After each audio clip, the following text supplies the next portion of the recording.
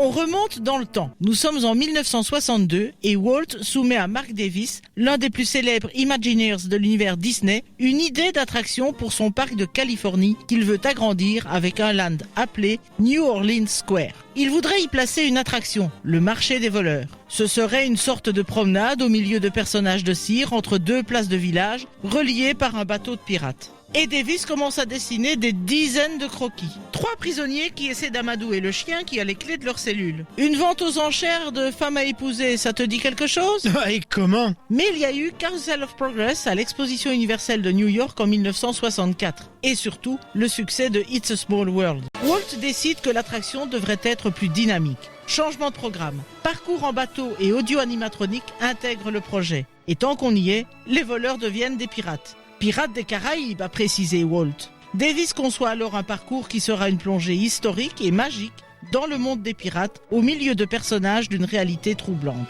Et donc, c'est à lui qu'on doit la chanson. Non, l'histoire de la création de l'attraction ne s'arrête pas là. On avait l'idée, on avait le décor, mais Walt voulait que les voyageurs soient plongés au cœur d'une histoire. Pour cela, il fallait un scénario. C'est là qu'il fait appel à Francis Xavier Atencio, lui demandant d'apporter la touche sensible qui apporterait de la sympathie pour ces criminels endurcis. Mais comment donner des sentiments à de véritables forbans ? Et pourquoi pas une chanson, s'est dit Atencio. Une chanson de marin qui donnerait un sentiment de continuité dans le spectacle. Il va imaginer un dialogue entre pirates. Yo-ho et une bouteille de rhum, chantent les pirates de l'île au trésor de Stevenson. Eh bien, ce sera sa source d'inspiration. Atencio suggère l'idée à Walt, moitié récitant, moitié chantonnant une approximation de chanson. Super, dit alors le papa de Mickey, demande à George de faire la musique. George ? Et pas le duo classique des Sherman ? Et non, c'est donc Atencio qui va écrire les paroles et George Burns qui va composer la musique. George Burns n'est pas un inconnu dans le monde de Disney.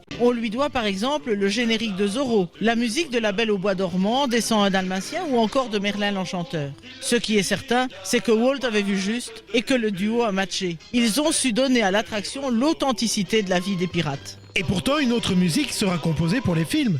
Oui. Et non. Lorsque sort en 2003 La Malédiction du Black Pearl, premier volet de la série de films inspirés de l'attraction, c'est à Klaus Badelt et Hans Zimmer que la production Disney a confié la musique. Mais la première scène du film nous montre la petite Elizabeth Swann qui traverse l'Atlantique en compagnie de son père, nommé gouverneur de Port-Royal. Pendant le voyage, elle chantonne une chanson de pirate, celle de l'attraction, en guise de clin d'œil.